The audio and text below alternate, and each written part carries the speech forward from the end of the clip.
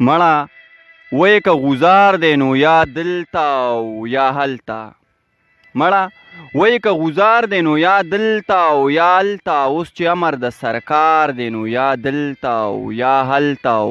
دا ځل مه ځه دا ځل مه ځه ښه ایثار شه دا ځل زړه زما ښه نه دی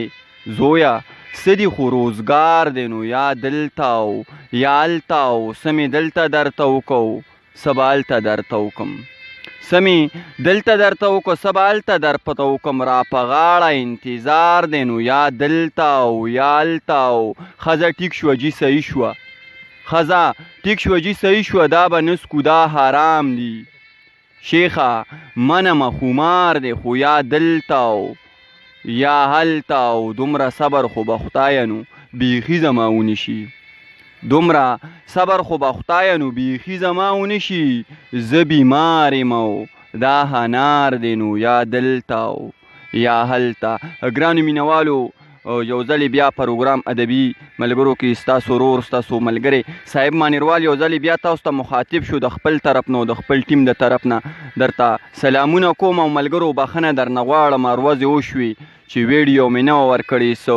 بیمارۍ په وجه باندې رانه پروګرامونه پاتې شوي خو انشاءالله ما تاسو سره واده کړی ده او دا واده به زه سرته کوم او زه به راځم او تاسو سره به بیا مخاطب کېږم سره د نو ملګرو نن هم راغلی یم بارکي کیمپ ته راغلی یم چېرته کې چې زمونږ یو مسافر ملګری خو ورته نشم ویلی ځکه چې لر او بر یو دی یو د افغانستان د پکتي نه راغلی دی او پکتیوالي تخلص هم دی او دلته کې شته دی دلته کې ژوند کوي د ورځې شپې دلته کې تیروي او لکه د خپل افغانستان په شان مینه خپل پاکستان سره کوي او بیا KPK سره کوي علامه محمد پکتیوال را سره ناست دی زما در څنګ دی راځئ چې اول هغوی سره یو څو خبرې وکړو او بیا به ترېنه شعرونه اورو ډېر ښه شعر لیکي کتاب یې هم راغلی دی یو ناول یې لیکلی دی چې زما استادان شاعران هم نشي لیکلی مورې دا جنګ ولې دی ډېر سوالیه نشان دی او د هغه په شعرونو کې هم ډېر غټ سبق پروت دی زه هم چې تاسو یې را سره در اخره پورې واورئ خوندونه ترېنه واخلئ راځئ اول هغوی سره یو څو خبرې کوو بیا به ترې شعرونه اورو پکتیوال صاحب پروګرام کې درته په خیرالي وایم ډېره مننه صاحب چې زه خو دومره یم هم نه او تاسو دلته مونږ ته راغلی او مینه م راکړه ډېره زیاته مننه کوم او ستاسو مینوالو ته هم سلامونه وایم او مونږ شاعر سړی خو به څه وایي خو بس غزلونه به را سره یو غزل به درته وایم چې نوی مې لیکلی دی وایي پرې بږدم دا چم له مانه نه کېږي پرې بږدم دا چم له مانه نه کېږي او مړ به شم صنم له مانه نه کېږي او ستړی شم جومات کې په تسبو اشنا ستړی شم جومات کې په تسبو اشنا میکدې ته زه ورځم له مانه نه کېږي او ملا ټولې چارې تا را باندې وکړلې ملا ټولې چارې تا را باندې وکړلې تعویض دې سوځوم له مانه نه کېږي او بل یو شعر دی چې درته ډالۍ کوم وایي نور یم ستړی په قرار مې پرېږده نور یم ستړی په قرار مې پرېږده او ژوند د ځه په خپله لار مې پرېږده او پوره خو چېرته نه شولې ارمانه پوره خو چېرته نه شولې ارمانه ورځه ارمانه په انتظار مې پرېږده او نه غواړم ژوند زه نه غواړم اشنا نه غواړم ژوند او زه نه غواړم اشنا وګڼه مړ د مړو په شمار مې پرېږده او ګونګی وم ما به یوه خبره نه کړه ګونګی وم ما به یوه خبره نه کړه او کړمه نن ګیله په اقرار مې پرېږده ته راته ملا شو زه به شم منصور ته راته ملا شو زه به شم منصور فتوا د کفر ورکړه او په دار مې پرېږده او یو ځل درته ګورم بیا مې مړ کړه یو ځل درته ګورم بیا مې مړ کړه وکړه باور په اعتبار مې پرېږده او جلاده یوې سجدې ته اجازت راکړه جلاده یوې سجدې ته اجازت راکړه او خیر دی تر خالق او جبار مې پرېږده او وایي پکتیاواله ازار شوی وایي پکتیاواله ازار شوی او خوښ یم په ازار او په ازار مې پرېږده ډېره زیاته مننه پکتیاوال صاحب چې تاسو مونږ له ټیم راکو مونږ به راځو مونږ خو داسې ملګري ګورو او بل ډېر زیات خوشحاله شوم چې تاسو افغانستان سره تعلق دی یو داسې سیمې سره او ملګرو ته هم چې د دی او زمونږ په ویلو کې لږ فرق دی خو ملګري ترېنه خوندونه اخلي یو څو شعرونه درته محمد ګل منصور صاحب ډالۍ کوم او بل غزل به هم درنه اورو چې که نن یې پرېښو د باور وکړه سبا یې وجني کننې پرېښو د باور وکړه سبا یې وجني او هغه د امن نوم اغستی خامخا یې وجني ښکلې ډرامه خو د یو کردار یې ډېر خفه کړم ښکلې ډرامه خو د یو کردار یې ډېر خفه کړم ګوره پښتون چې پکې وجني نو پرخچا یې وجني ملګرو پکتیاوال خواته بیا ورځو د پکتیاوال نه غزل ومورو د غزل چې ترې نه واورو نو بیا به ترې یو نظم او ډېر ښکلی نظم هم لیکي څنګه چې په غزل کې کمال کړی داسې په نظم کې هم د کمال در حده رسېدلی دی نو ورځو او د پکتیاوال نه بل غزل ومورو چې خوندونه ترې نه واخلو پکتیاوال خپلو مینوالو ته بل غزل هم ډالۍ کړه چې خوندونه ترې نه واخلي ډیره مننه صاحب او یو بل یو شعر مې لیکلی دی چې نظم به ورته ووایو شاید خو خوند به ډېر لري خلکو ډېر خوښ کړی دی یو مینوالو ته به یې ډالۍ کړو وایي لمر ته به مې نه کتل سپوږمۍ ته به مې نه کتل لمر ته به مې نه کتل سپوږمۍ ته به مې نه کتل زړه ته به مې نه کتل سلګۍ ته به مې نه کتل او خوهر غریب سړی ومه شپېلۍ ته به مې نه کتل اوس چې رازلمی شومه پرې پوه شومه بوډا ته به مې نه کتل بوډۍ ته به مې نه کتل او هلک ته به مې نه کتل جلۍ ته به مې نه کتل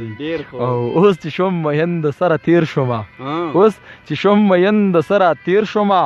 ټوپک ته به مې نه کتل ګولۍ ته به مې نه کتل شپانه ته به مې نه کتل شپونکۍ ته به مې نه کتل او سم دم سړی هم بیتبار شومه سم دم سړی هم بیتبار شومه کاغذ ته به مې نه کتل ډالۍ ته به مې نه کتل لیک ته به مې نه کتل سیالۍ ته به مې نه کتل او خوښ مې ستا دا شعر شو پکتیاواله راته وایه خوښ مې ستا دا شعر شو پکتیاواله راته وایه شعر ته به مې نه کتل شاعرۍ ته به مې نه کتل او باد ته به مې نه کتل سلی ته به مې نه کتل ډیره زیاته مننه پکتیاوال صاحب غزلې او شعرونه خو ملګرو سره شریک کړو خو زه وایم چې تاسو په کومه خاوره باندې ژوند کړی دی یا تاسو د کوم دور نه راوتي یا دلته کې څنګه ژوند هم کړی دی د هغې نکاسي تاسو په نظم کې هم کړي یو ډېر ښه نظمونه هم تاسو لیکلي دي ډېرې ښه ناولې تاسو لیکلي دي زه غواړم او د هغې نه مخکې سره یو شعر شریکوم او بیا به راته هم هغه نظم وایي چې ما روپۍ او تا ډالرو باندې وجني ما روپۍ او تا ډالرو باندې وجني لر په بر او بر په لرو باندې وجني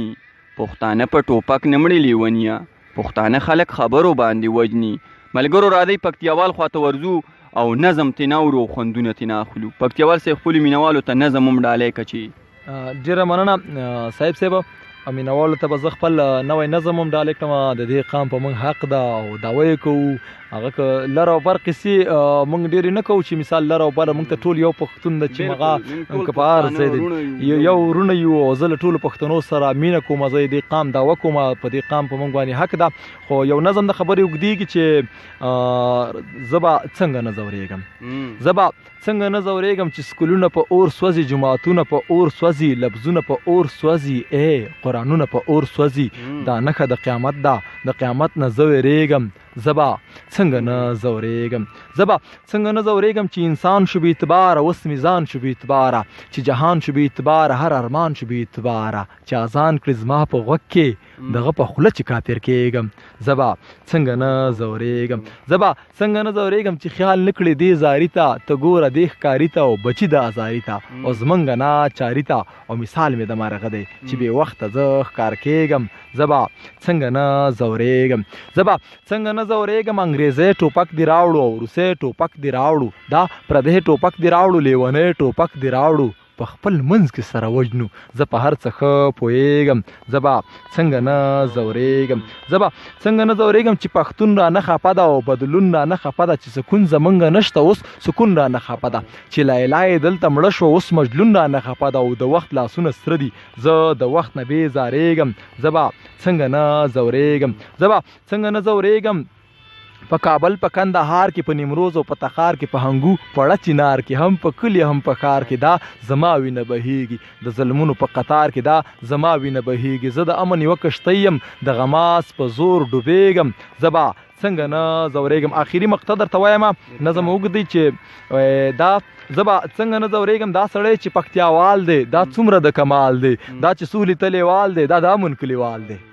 دا سړی چې پکتیاوال دی دا څومره د کمال دی دا چې سولې تلیوال دی دا دامن کلیوال دی دا سړی خو لیونی دی دا سړی خو لیونی دی دا څومره ډېر وبال دی دا سړی چې پکتیاوال دی دا بازې پسې بد وایي او د دې بازو نه کړېږم زه به څنګه نه ځورېږم زه به څنګه نه ځورېږم.